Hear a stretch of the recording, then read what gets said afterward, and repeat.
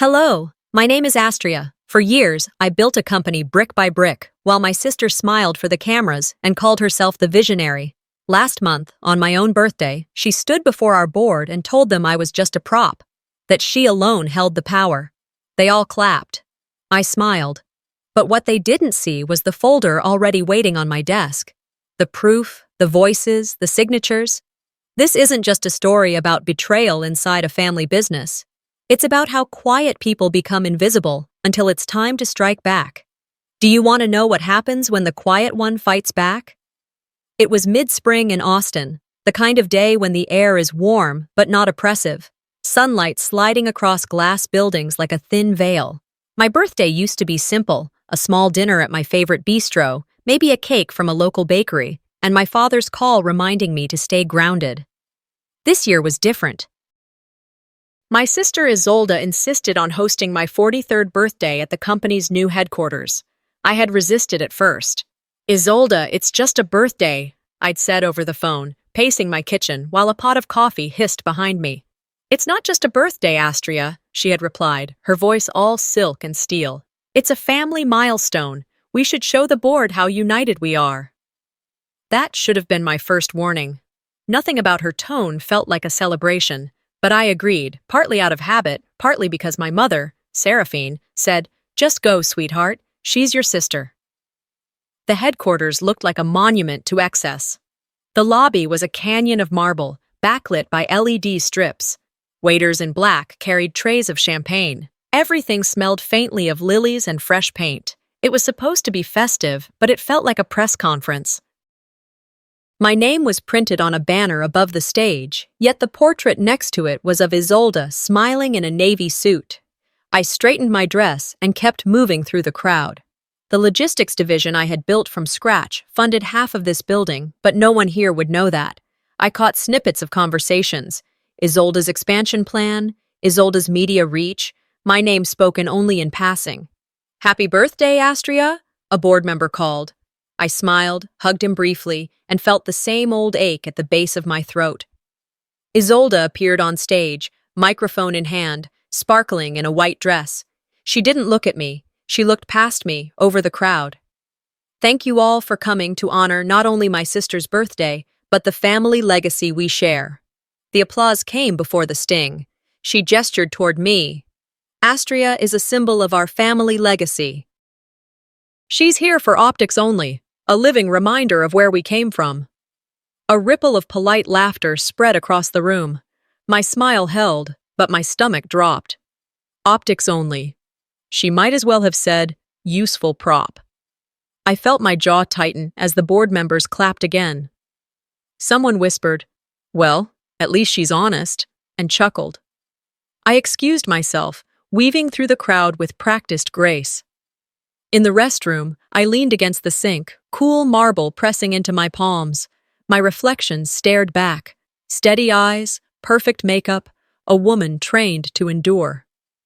My father's voice floated up from memory. "Never fight with your sister. Family is sacred."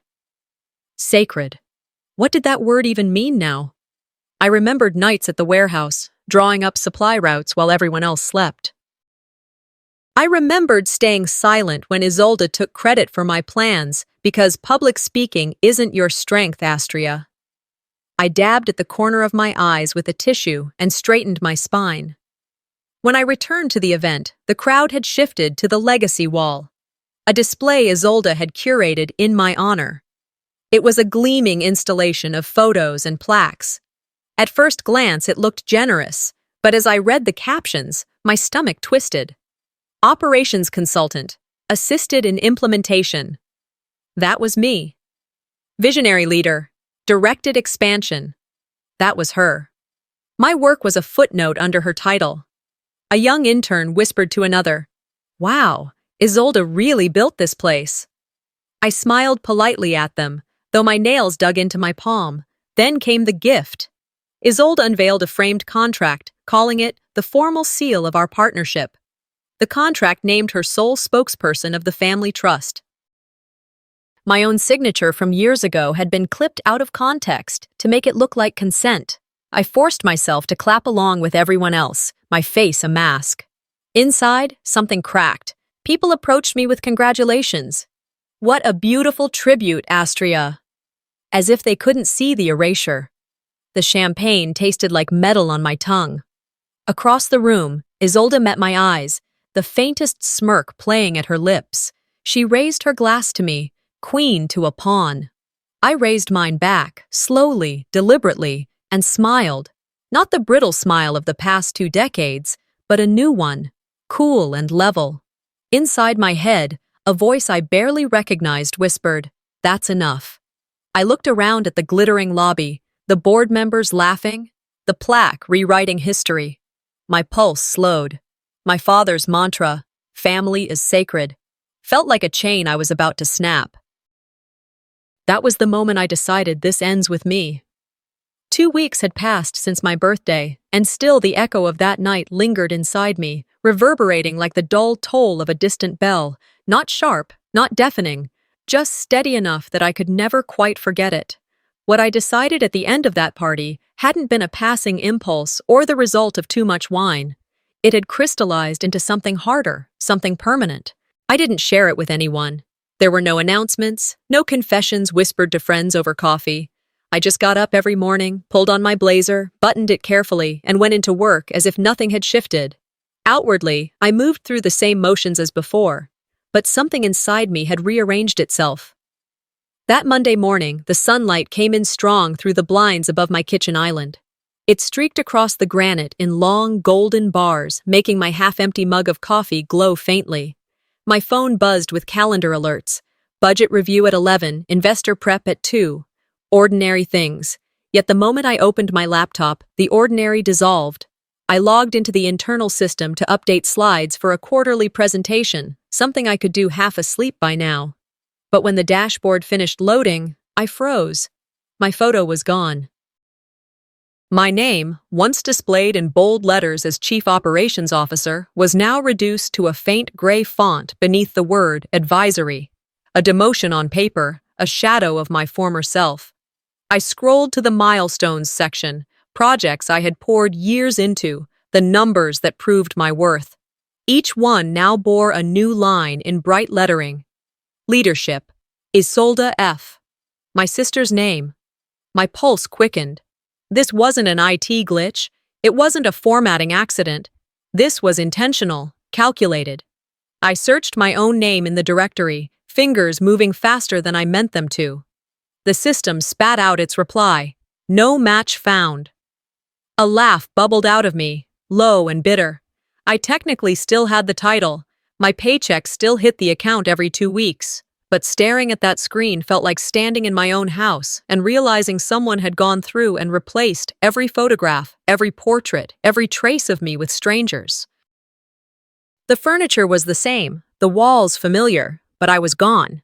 I leaned back in my chair, hands steady, but heartbeat thudding.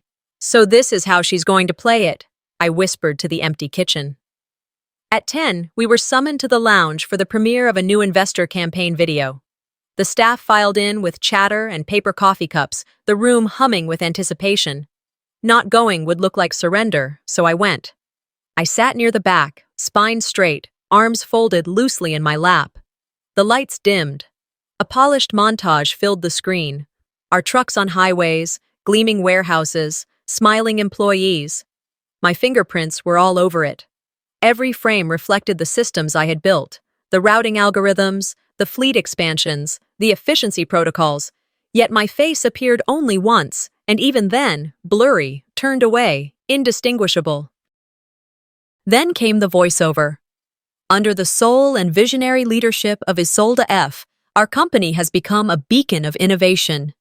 Applause thundered through the room.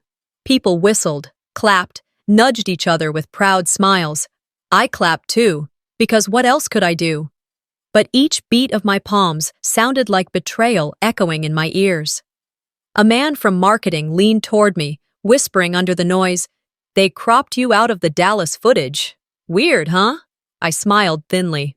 "Yeah," I said. "Weird." Lunch with the department heads didn't fare better. We gathered at our usual corner table in the cafeteria, plates clattering, conversation buzzing with metrics and engagement numbers. A junior manager, young, eager, with too much swagger, looked straight at me and smirked. "You still working on operations, Astria? Or are you more like a mascot now?" A few others chuckled awkwardly, waiting for me to explode or crumble. I didn't. I met his eyes evenly. "Operations are what keep the lights on," I said, voice calm, deliberate. Then I turned back to my salad and forked a bite as though nothing had happened. The laughter died, but the silence that followed was heavier. I could feel their glances, sharp as knives, as though they weren't quite sure if I was finished or just beginning. I excused myself early, smiling as I left. Back in my office, I closed the door and stood by the window, staring at the city. Austin sprawled beneath me, wide and bright, alive with music and motion. To anyone else, the day looked ordinary, but on the 32nd floor, a quiet war was being waged, and I was its only target. By late afternoon, I stopped expecting fairness. In meetings, people cut across my words, interrupted mid-thought, or repeated what I had just said and credited it to Isolde. I didn't argue anymore. Instead, I started writing. Not notes about the meeting agenda, but a ledger of erasure. Each slight, each substitution, each stolen acknowledgement. It wasn't whining, it was evidence. That evening, instead of driving home, I took a detour. I steered my car toward a hilltop lookout my father had loved. From there, the skyline stretched wide, the river glinting like a silver ribbon under the fading sun. I parked, rolled down the window, and let the warm breeze brush against my face. I thought of the years after his death, when Isolde rushed to the podiums, the cameras, the spotlight. She wanted the interviews, the applause, the speeches. I had chosen the engine room, the back office, the unseen mechanics that actually made the company run. For years, I told myself that silence was loyalty, that hard work would eventually speak louder than PR gloss. My hands tightened on the steering wheel. "If I've been invisible this whole time," I murmured, "then no one will see me coming." The thought didn't scare me. It steadied me. By the time dusk fell, I turned the car toward home.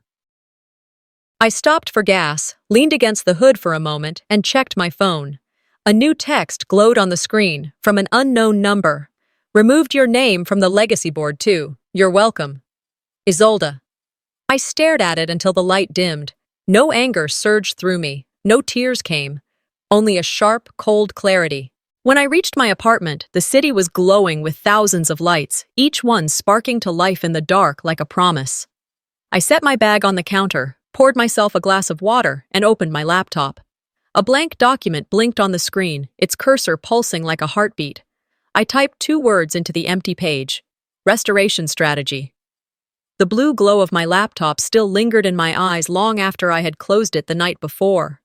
That blank document with restoration strategy at the top was my first real breath in weeks, a quiet acknowledgement that I would no longer play by my sister's rules. 1 week later, the plan had already begun to take shape, not in grand moves, but in quiet, deliberate acts. It was early, the office mostly empty, the hum of the HVAC filling the silence. I had come in before dawn on purpose. Early hours were the only time I could think without the weight of eyes and whispers. My office, tucked away at the far end of the operations floor, felt like a sanctuary. I set my bag on the chair, opened my laptop, and began reviewing old project files. The foundation of every milestone the company had achieved over the past decade. I clicked on a familiar folder: Strategic Playbooks. These were my nights, my weekends, my father's hospital visits spent on a laptop in the waiting room, designing systems no one else believed could work. When the files opened, my stomach dropped. The header no longer bore my name. In its place, Isolde's playbook. Every memo, every diagram, every annotated plan I had authored now carried her signature. Even my old email tags had been replaced. It wasn't just branding, it was theft. I scrolled through page after page, fingers trembling, the screen blurring for a moment as my pulse spiked. My first instinct was to storm down the hall and confront her, to shout, "This is my work!" But I didn't. I sat still and let the shock harden into something else. I remembered the smell of antiseptic at St. David's Hospital, my father lying pale and tired as I typed out logistics models beside his bed. "Don't stop building," he had whispered, gripping my hand, "even if no one thanks you." Now, years later, that work had been rebranded, weaponized. Isolde hadn't just stolen credit, she had been preparing to erase me from our legacy entirely. And she had likely begun the moment our father died. The realization hit like a second loss. I leaned back, eyes on the ceiling. The memory of her speech at my birthday echoed in my head. "She's here for optics only." A public preview of a private strategy. A chime from the hallway drew me back. It was just after 9. Employees were trickling in, the smell of coffee and perfume replacing the sterile quiet. I saved the files to an external drive, locked my screen, and stepped out into the corridor. As I walked past the executive boardroom, I caught a voice I knew better than my own. I paused just outside the half-closed door. Inside, Isolde stood before a mirror, rehearsing her Investor Day speech. She wore a crimson blazer, hair swept into a perfect knot. "This is my legacy," she said to her reflection. "I rebuilt this." Line after line, she spoke the very words I had written in past presentations. Not just concepts, my phrasing, my cadence, my metaphors.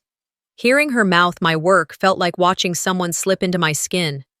For a heartbeat, rage surged. My hand hovered near the doorframe. She didn't see me. She was too busy practicing her stolen script.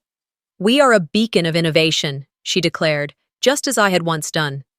I took a quiet step back, pulling my phone from my pocket. Without a sound, I pressed record. Her voice filled the hallway, crisp and rehearsed, and mine beneath it, hidden in her lines. I stayed there until she reached the closing line, the one I had once used at my father's memorial. "We honor those who built in silence by carrying their vision forward." She said it with a smile like a brand. I stopped the recording and slid the phone back into my jacket. No confrontation, not yet. Walking away from the boardroom, my heels silent on the carpet, I felt the fire settle into focus. Each slight, each theft, each public cut. I would not shout about them. I would document them. Back in my office, I opened the Restoration Strategy document. Under the title, I typed a subtitle, Proof Folder A. Then I began attaching files, the original playbooks with timestamps, the memos, the investor decks with metadata showing my authorship. My screen became a mosaic of evidence. The day stretched on, meetings blurring together. People greeted me with tight smiles, some looking away quickly. At lunch, I stayed at my desk, compiling more receipts. Even the cafeteria chatter drifted in. "Isolde's so brilliant. She's the reason we're expanding." By evening, the sky outside turned copper, then indigo. The building emptied, lights switching off one by one. I waited until the halls were quiet again. Then I slipped a flash drive into my laptop and copied everything. When the progress bar reached 100%, I ejected the drive and held it in my palm. It felt small, but heavy with years of work. And truth. I tucked it into my bag, shut down the computer, and stood up. As I walked toward the elevator, my reflection followed me in the glass walls. Not a victim, but a woman gathering her power. The elevator doors opened with a soft chime. Inside my head, the words formed on their own, steady and cold. "She thinks she's giving a presentation. She's actually reading her confession." The words I'd thought to myself after leaving the office, "She's actually reading her confession," had rolled around in my head all week. They had a sharp edge, like a hidden blade I carried quietly. By the weekend, I had filled my reclamation folder with proof. Yet on Saturday evening, I found myself driving to a founders-only dinner at a hilltop resort just outside Austin. Isolde had sent the invitation through an assistant, not directly. "Exclusive family gathering," it read. "Founders only." My gut told me to skip it, but something colder inside me said to go. To see. The retreat's main hall smelled of cedar and expensive wine. Strings of soft lights hung from the rafters, casting everything in a golden glow, meant to look intimate. When I walked in, laughter floated from a long dining table. My name card had been moved to the far end, away from the head where Isolde sat beside our mother, Seraphine. I slipped off my coat, draped it over my chair, and sat. My seat faced a window instead of the conversation. From here, I could see everyone's hands, but not their eyes. The waiters poured wine, set down plates of herb-roasted chicken and kale salad. I picked at mine, silent, scanning every interaction the way a soldier scans terrain. Isolde's voice carried easily. "We're entering a new era," she said to a board member's spouse. "Our family's stronger than ever," Seraphine nodded, adding, "It's good to have Astria here tonight. She's been so busy behind the scenes." The words were polished but faintly dismissive, like a pat on the head. I smiled without showing teeth and lifted my glass, though I hardly drank. My phone buzzed once, a calendar alert I ignored. After an hour of small talk, I excused myself, telling the waiter I needed the restroom. The hallway was dim, lined with framed photos of the company's early days. I paused to look at one, my father standing between me and Isolde, his arms around both of us. I remembered that day. He'd whispered to me, "Someday you'll lead." Ahead, voices drifted from a side lounge. I recognized them instantly. "She's always wanted the spotlight," Seraphine said, her tone softer than at the table but edged. "But she's better in the background." Isolde replied, almost laughing, "She was born to support, not to lead. Dad never saw that. He couldn't admit she didn't have the instincts." My breath caught. For a moment, the hallway spun, the wood paneling blurring. My own mother. My own sister. It wasn't just public erasure. It was belief. They truly thought I was meant to be their scaffolding. I stood still, palms pressed against the cool wall, letting their words etch themselves into me. Then, before either of them could emerge, I turned and walked back down the hall, my heels muffled by the carpet. Back at the table, the conversation had shifted to vacation homes. I sat quietly, counting minutes until I could leave without drawing notice. Later that night, back in my apartment, the city humming outside my window, I called Zinnia, my lifelong friend, once my assistant. We had been inseparable in college, built this company's first logistics branch side by side.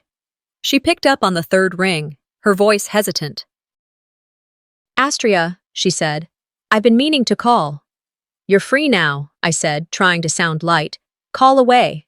There was a pause, then she said it plainly. "They told me to distance myself, if I want my promotion." I closed my eyes. "They?" "You know who," she whispered.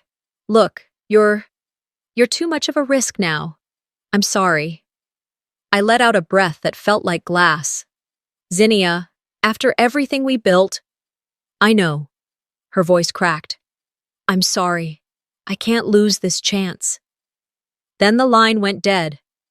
I sat on the edge of my bed, phone in my lap, city lights flickering across the hardwood. Isolation pressed in, heavy and cold. Lying awake later, I replayed every sentence I had overheard that evening. My mother's soft dismissal, Isolde's casual verdict, Zinnia's apology. Images surfaced. My father's handwritten notes praising my leadership, the ink smudged from his shaky hands. He had seen me, even if no one else did. I got up, unable to lie still. The apartment was silent except for the refrigerator's hum. I opened my laptop and clicked open the proof folder A. My fingers hovered, then renamed it Reclamation. The word looked different on the screen, not evidence, but intent. I began drafting an index of everything. Stolen playbooks, cropped videos, text messages, overheard remarks. Each item a brick in a wall I would build not to hide behind, but to climb over them. By the time the clock crept past midnight, my eyes burned, but my mind was clear. I attached the entire folder to an encrypted email addressed to an anonymous lawyer recommended by an old contact, someone who had once defended whistleblowers. The subject line read, "If anything happens to me, this goes public." I hovered over the send button for a moment, feeling the weight of it. Then I clicked. I gripped the steering wheel with a steady hand as I pulled into the underground parking of the headquarters. The air was cool, fluorescent lights gleaming off concrete surfaces, echoing with distant clicks of closing doors. The message I sent last night would either serve as proof or provoke retaliation. Either way, I arrived ready. Inside the lobby, I passed the security desk without a word. They nodded automatically. I had clearance. I walked to the elevator and hit the button for the executive floor. The doors slid open quietly, and I stepped into a corridor already humming with soft conversations and the scent of brewed coffee. My gray power suit felt heavy in the early morning light, but it suited me.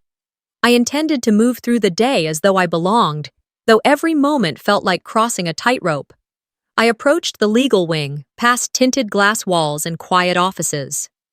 At the far end, I found the door to the legal team's suite slightly ajar. Inside, I saw a group of lawyers and executives in mid-conversation.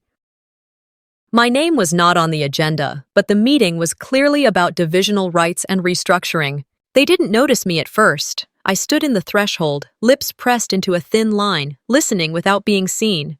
The lead counsel said, "We know Astria is still on the payroll, but legally her shares and decision power are being reassigned." Another voice added, "We'll make it look consensual. No one will suspect foul play." I didn't step in. I simply retreated, the silence thick behind me. My throat burned, but I breathed slowly all the way to my office. Once inside, I sat at my desk, opened the vault in the digital system, and began probing the archival documents. The folder that once displayed Astria, founder shares, was gone. In its place, a new document, Family Trust Reallocation, Draft. My heart shifted. I opened the file. There it was, a signed copy from Seraphine, dated 6 months ago, indicating 25% of my shares were reassigned to Isolde. The signature was mine, or at least, an expertly forged version. It was betrayal packaged in legality. Shock wouldn't cover it. I felt bone-tired anger, the silent clarity that this wasn't just a battle for recognition. This was a battle for existence. At 11:00 a.m., an HR representative arrived, asking politely to escort me to a private conference room. The look in his eyes was remembering. I followed. The room smelled of polished wood and stale air. I stood by the door until they urged me to sit. 2 men and a woman greeted me with small smiles. One slid a document across the table. "This is a dignified exit package," the HR director said. "If you sign, you relinquish all claims to management decisions. We ensure a peaceful transition." I looked at the paper, the legalese. It sought to erase what remained of me. I closed the folder and leaned forward. My voice was soft but firm. "When I speak, it will be on my terms, not someone else's." They exchanged glances. The director cleared his throat. "We encourage you to take time." "This is not irreversible." I shook my head. "I don't want time. I want fairness." They slid the folder back. No one said a word. The silence stretched, an unspoken test, until I stood up. Before leaving, I looked at them calmly. "Would you like me to send this agreement to my lawyer now, or after the board sees my father's video archive?" The room stopped breathing. Their faces turned paler than the wood paneling. I turned and walked out. In the elevator, I exhaled. My mind spun through what to do next, what evidence to deploy, which allies to call. This wasn't about threats. It was about declaration. I reached the lobby and passed security without a break in stride. Outside, I walked to my car. The parking garage felt cavernous. I clicked my phone. I scrolled through my contacts, withheld calls to anyone but one name. My father's old personal attorney, someone who believed in legacy beyond legal documents. I pressed call. "Hi, this is Astria Delacroix. We need to speak." The line crackled once, then a familiar voice answered, cautious but steady. "I'm ready to restore the original structure." The call to my father's old attorney still echoed in my ear as I drove back downtown. My grip on the wheel was steady, but my pulse was a drumbeat beneath the calm. The sun had started its late afternoon slide, washing the skyline in gold. Cars inched along I-35, commuters thinking about dinner, not knowing someone in the next lane was planning a quiet revolution. By the time I parked in the underground garage, the last traces of hesitation had burned off. I stepped out, straightened my jacket, and rode the elevator to the 30th floor. The building hummed with end-of-day tension, Phones ringing, people gathering files for tomorrow. Inside the elevator, I unlocked my phone. A notification popped up from a tech news outlet. Keynote surprise, Isolde F. stuns crowd with bold vision for the future. I frowned and tapped the video. The screen filled with a stage, a giant screen behind it, and my sister, or rather, a version of me, delivering the very speech I had prepared last spring. She even wore a similar suit. Audience questions scrolled at the bottom, all softballs, all scripted. Not once did anyone mention my name. My work had been presented as hers, my words echoed by her lips.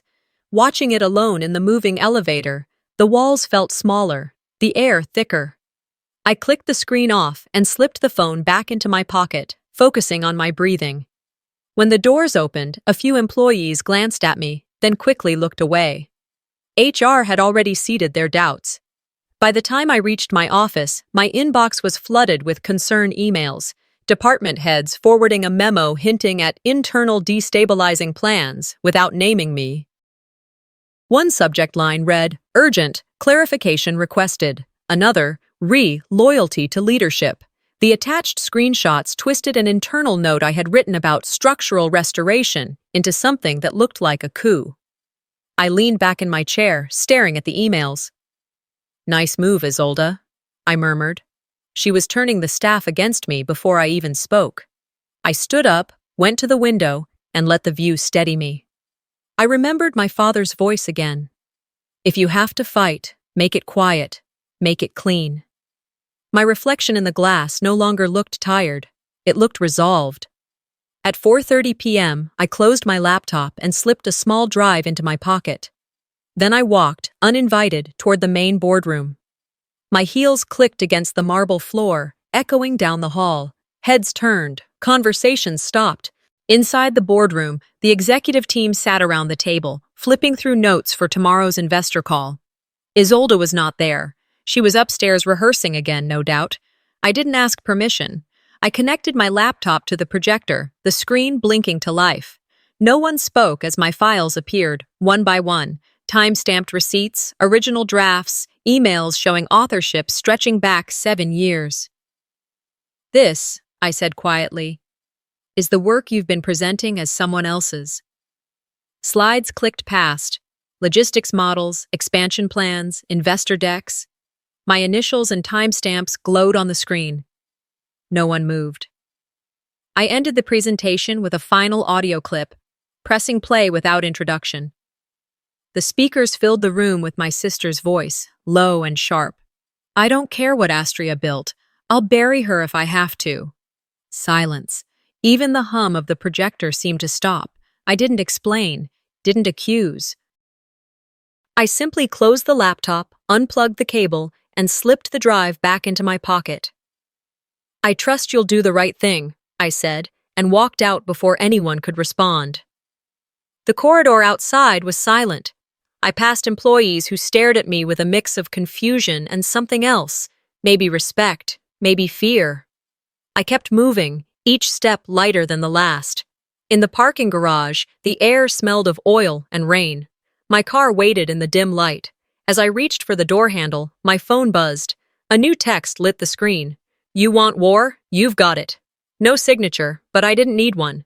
The pale blue glow of my laptop still lingered in my eyes long after I had shut it down the night before. That blank document with the words "Restoration Strategy" typed across the top felt like my first real inhale in weeks. Not a gasp, not desperation, just breath. Proof that I had finally decided I would no longer play by my sister's rules. 1 week later, the plan was already alive, not in grand public gestures, but in small, deliberate movements. Quiet acts no one noticed, yet each one a brick in the foundation of something stronger. It was still dark when I arrived at the office that morning, the HVAC humming against the silence. I had started coming in before dawn. Those early hours were the only time I could think without the eyes, the whispers, the subtle cuts that followed me through the day. My office sat at the far end of the operations floor, tucked away like an afterthought. But in the pre-dawn quiet, it felt like a sanctuary. I set my bag down, powered on my laptop, and pulled up old project files. the foundation of every milestone this company had achieved over the last 10 years. My nights, my weekends, my father's final months spent in hospital waiting rooms with a laptop perched on my knees. All of it was here. I opened the folder marked Strategic Playbooks. Familiar titles filled the screen. But as I clicked through, my stomach dropped. The headers no longer bore my name. They now read, Isolda's Playbook. Every memo, every diagram, every annotated chart I had authored carried her signature. Even my email tags had been replaced, overwritten like I had never existed. It wasn't just theft. It was rewriting history. I scrolled until the screen blurred through the heat in my eyes. My first instinct was to storm down the hall, shove the files in her face, and demand acknowledgement. To scream, "This is mine," but I didn't. I sat perfectly still, breathing until the surge of fury hardened into something sharper, colder. I remembered the antiseptic sting of St. David's Hospital, the way my father's hand gripped mine as he whispered, "Don't stop building, even if no one thanks you." His voice had been weak, but sure. Now, years later, those nights of work beside his hospital bed had been stolen, repackaged, and branded under her name. Not just theft, premeditated erasure. She must have begun this the moment our father died. The realization struck like losing him a second time. A sound from the hallway pulled me back. 9 o'clock. The office filling. Perfume, chatter, the clatter of heels. I plugged in a flash drive, saved everything to it, and locked my computer. Passing the boardroom, I paused. Through the half-closed door, I heard a voice I knew better than my own. Isolda stood before the mirror, crimson blazer, hair swept tight. She was rehearsing her Investor Day speech. "This is my legacy," she said to her reflection. "I rebuilt this." Line after line poured out, word for word, phrases I had written in presentations years ago. My metaphors, my cadence, my father's memorial lines. She had stolen not just the work, but the rhythm of my voice. Rage surged hot in my veins. My hand hovered near the doorframe. She didn't see me. She was too wrapped in her reflection. Quietly, I slipped my phone from my pocket and hit record. Her voice filled the hallway, crisp, rehearsed, identical to mine. When she reached my memorial line, "We honor those who built in silence by carrying their vision forward," I stopped recording. I didn't confront her. Not yet. Evidence was more powerful than rage. Back in my office, I reopened Restoration Strategy. Under the title, I typed a subtitle, Proof Folder A. Then I began attaching files, the original playbooks with timestamp metadata, the memos, the old investor decks. Page after page became my mosaic of receipts. The day stretched, blurred by meaningless meetings where I was talked over, interrupted, erased in real time. At lunch, I stayed at my desk, ears catching cafeteria chatter. "Isolda's so brilliant. She's the reason for our expansion." By the time the sky outside turned copper and then indigo, the building had emptied. I slid the flash drive into my laptop, copied everything, and held it in my palm. Small, ordinary, yet heavier than years of silence. That night, under white tents strung with lights for the 25th anniversary gala, I parked my car and stepped out into the electric air. Guests in gowns and tuxedos floated past champagne fountains and towering floral arrangements. I slipped off my jacket and tucked it into the back seat. Tonight wasn't about blending in. It was about being undeniable. Inside the main hall, a new nameplate gleamed. Isolde Delacroix, sole heir of the founder's vision. My name was absent again. A fresh wound, layered on top of old scars. The tribute video began. I stood in the back, where the applause sounded distant but sharp. Clips of my father played, narrated in reverent tones. But every scene featured Isolde speaking for him. My face never appeared. At one point, they displayed his empty chair, draped in cloth, as if awaiting someone worthy. Then Seraphine, my mother, walked forward, smiling, and pulled the cloth away. Isolde sat there, radiant, the crowd roaring with applause. I didn't move. Memories hit. Years of unpaid overtime, nights poring over budgets, rerouting fleets by hand, crafting every efficiency model. None of it mattered now. On that screen, I had been deleted. When the lights came up, I found Seraphine among sponsors, dressed in silver, holding court. Her eyes flicked to me, hesitant but sharp. "Mother," I said softly, stepping close. A hush fell. "Why did you let her replace what he stood for?" She froze. For a long breath, she looked at me, calm but broken. Then she said quietly, "Because she reminds me of him. You. Remind me of his disappointments." Pain flared hot in my chest. I wanted to scream, but my voice came steady. "That's wrong. He saw me once, when no one else was watching. He trusted me with pieces of this dream." Isolde moved in beside me, her entourage parting the crowd. Sparkling gown, perfect smile. She leaned close and whispered, "You're embarrassing yourself." Again. Something in me snapped. I lifted a champagne glass from a waiter's tray and turned to the hall. My voice carried, calm but sharp. "You've all heard her version. Here's mine." The room stilled. I reached into my clutch, pulled out the USB, and plugged it into the podium. The giant screens flickered, and then a title appeared. Founder's Confession. Private. Gasps echoed through the chandeliers. Isolde's face went pale. Seraphine clutched her chest. Then my father's voice filled the speakers, rough but warm. He spoke of trust, of me, of how I had carried his vision in silence when no one else believed.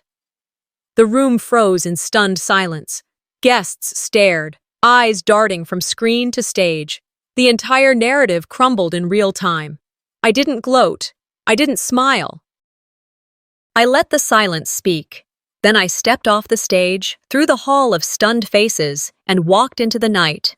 Rain had begun to fall, soft and cold against black coats and bare shoulders.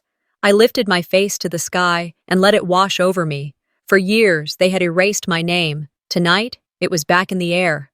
The room went utterly still the moment my father's voice filled the speakers, not the polished, stage-managed sound bites Isolde had spoon-fed to the media for years, but his real voice, low, steady, worn thin by months of treatments and long nights of pain. The massive screens illuminated the faces of investors, staff, and board members. The light flickered against their skin like lightning before a storm. For a heartbeat, it seemed even the chandeliers above had dimmed, as if the air itself had thickened. Every breath felt heavier, every second stretched longer. "If you're watching this," my father began, staring straight into the camera lens, "then I'm gone. And if you're watching this, it also means something has been taken from Astria." He leaned forward in the video, his once powerful hands thinner now, veined, trembling slightly as he set a folder down on the desk before him. Across the front, scrawled in his unmistakable handwriting, was my name. "She has carried the weight of this company since before I got sick," he continued, voice hoarse but unflinching. "She is the true architect of our survival, not a face, not an accessory, but its lifeline." The crowd seemed to exhale all at once, a rush of sound, almost audible, like wind slipping through trees. I stood at the edge of the stage, my palms pressed lightly against the podium, hands steady though my heart thundered in my ears. For years I had been mocked, sidelined, diminished into silence. And now, from beyond the grave, my father named me for what I had always been. The architect, not a shadow. Then the video cut. For a second, the screens went black. A ripple of confusion swept across the room. Then the image sharpened again, and the angle shifted. Grainy footage, the unmistakable tilt of a hidden camera. There was Isolde. Her expression was sharp, her tone impatient, her posture leaning across a table toward a vendor. "Forge it if you have to," she hissed, her words cutting through the speakers as clear as glass. "My sister's too soft. This company needs teeth, not heart." A few people in the crowd gasped outright. On screen, the vendor glanced nervously toward the hidden lens, his unease impossible to mistake. Then came documents flashing across the projection. Emails, transaction receipts, my father's signature compared to a forged replica. The timeline aligned neatly with his hospital stays. The evidence was meticulous, damning, undeniable. Gasps rose from the audience like waves breaking against rock. A few investors stood from their seats, eyes darting between me and Isolde, as if struggling to reconcile what they had just heard with the woman they thought they knew. I didn't turn toward her. I didn't need to. The screen was doing all the work. The last clip ended, leaving behind a silence deeper than applause, heavier than anger. Glasses trembled in hands, forks froze halfway to mouths. Someone whispered, "God help us," but no one else dared speak. I stepped back from the podium, every nerve buzzing with adrenaline, yet my expression calm. This was not vengeance. This was not spectacle. This was truth, and truth alone carried enough weight to suffocate the room. Through the hush, Seraphine suddenly rose. My mother's chair screeched across the marble floor as she stood abruptly, her silver gown flashing under the lights. She fled the hall without a word. For a moment, I hesitated. Then I followed her. The corridor outside was cold and cavernous, the muffled sounds of the gala behind me fading into a dull hum. I found her leaning against a marble column, her hands trembling against the stone. The woman who had once been my anchor, regal, immovable, now looked small, fragile, like a figure carved out of glass. "I didn't know she'd go that far," she whispered, her voice breaking like brittle porcelain. "I thought she'd just make it hers, but not like this." Years of resentment swelled in my throat. The countless dinners where she had praised Isolde and ignored me, the endless comparisons, the times she told me to support your sister, don't compete with her. I wanted to rage at her, to spit out every wound she had inflicted with her silence. But what came out instead was quiet, firm. "But you let her," I said. My own voice surprised me. "You stood by her. Every time she pushed me aside, you let her. You let her think she could." Tears streaked down her cheeks, carving pale lines through her makeup. "You sound like him," she murmured. "He said I never protected you." I closed my eyes, my father's voice echoing in my memory. "Don't fight with your sister." Family is sacred. How many times had I swallowed pain in the name of that creed? When I opened my eyes again, I felt both heavy and strangely light. "It's too late to fix the past," I told her softly. "But not too late to stop this." We returned to the hall together. Security had already guided Isolde off the stage. She stood near the side doors, speaking rapidly to two of her lawyers, her hands gesturing sharply, her face pale. Across the room, board members clustered in tense knots, phones pressed to ears, expressions grim. It was like watching a tide shift in real time. Minutes later, one of them stepped to the microphone and announced an emergency board meeting. The words hung in the air like a gavel. The gala fractured instantly, guests scattering, murmurs rippling like wind through trees. I didn't sit at the table during their deliberation. I stood, silent, my back straight, my father's words still reverberating inside me. His video had done what years of my protests never could, cracked the illusion of Isolde's invincibility. A motion was raised, suspension of Isolde Delacroix, pending full investigation. Another followed, reinstatement of my position, this time with expanded authority. The phrase rolled across the polished wood like thunder. "Interim CEO for restoration." The words landed like a stone dropped in deep water. I nodded once, calm. No smile, no triumph, just a steady breath. Across the room, Isolde's face was ashen. Her eyes locked on mine, filled with fury, disbelief, something close to hatred. I felt no glee, no revenge, only the heavy inevitability of justice. Justice, I realized, isn't sweet. It isn't satisfying. It's simply necessary. Hours later, the gala was nearly unrecognizable. The music had been silenced, the lights dimmed.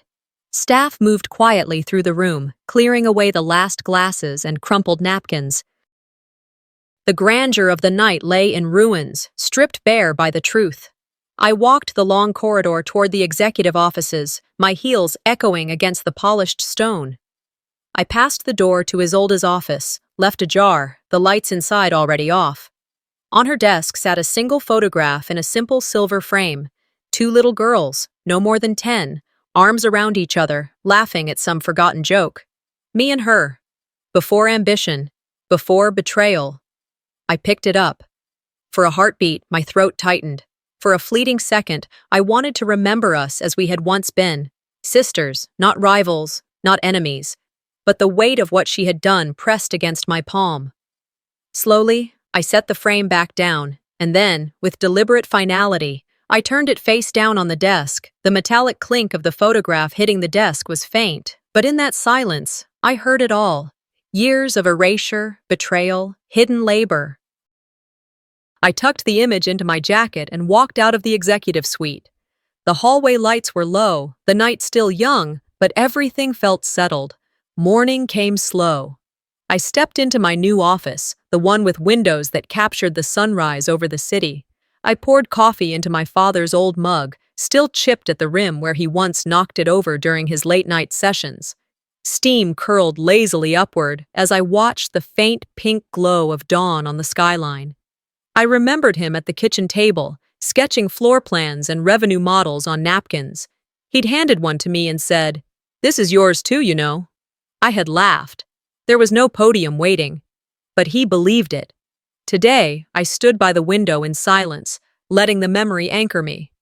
This would be my reversal, not just for me, but for the company he entrusted us with. By mid-morning, leadership had assembled in the boardroom. As I walked in, I felt the weight of eyes on me, cautious, respectful, hopeful. I stood before them, cleared my throat, and announced a new charter. No one will ever be erased here again. My voice was firm, but I didn't need volume. The room nodded. Applause followed, some tentative, some earnest. I signed the charter personally, pen trembling slightly. Some looked relieved, others uncertain. But respect bloomed in that moment. I had reclaimed authority. In the weeks since the gala, Isolde hadn't responded. No calls, no statements. Her penthouse listing was leaked, a silent exit. Rumors flared that she was preparing a legal fight. But I found something final in my mailbox, an envelope without a return address. Inside was a clean copy of my father's original will, untouched, unedited, naming me the majority heir. No forgeries, no altered text. The weight of his faith was in ink. My heart clenched as I held it. My mother never spoke of it at dinner. My sister never mentioned it at meetings. But the truth had survived. Later, I found a handwritten note from Seraphine tucked in my secretary's drawer. In her elegant scrawl, "I failed you. I feared you'd outgrow needing me." No apology, no plea, just honesty. I carried it with me all afternoon. Thoughts flickered. What did forgiveness mean? Did I owe her reconciliation? I tucked it away. I would not respond. That evening, I walked through the company's small museum wing. A glass display of archived artifacts. The first delivery truck, dusty ledgers, old photos of my father working late. I added a new plaque, "The Quiet Builder," for those who build in silence until it is time to speak. I placed one photo beside it. Me, alone, in my 20s, standing proudly behind that first truck. No sister beside me, just the spark of ambition and resolve. Everything said what needed to be said. I closed the exhibit doors softly and stood in the halo of overhead bulbs. I breathed in the silence. This was not a perfect reconciliation. The wounds would remain. Yet I felt renewed. I trusted in what I was doing, now with open eyes and full voice. I held the mug again, finger brushing the chip. My father's mug. Forgiveness is a strange thing. It doesn't always mean reunion. Sometimes it just means letting go, so I can rise. Sometimes the deepest betrayals don't come from strangers. They come from the people who once held our hands, shared our childhood, and knew our dreams. But maybe that's the real lesson, that healing doesn't always mean reconciliation, and justice doesn't need an audience. It only needs truth. What would you do if someone tried to erase your life's work? Have you ever been underestimated by your own family? If this story hit close to home, don't forget to subscribe for more powerful, emotional stories like this one. Your voice matters here.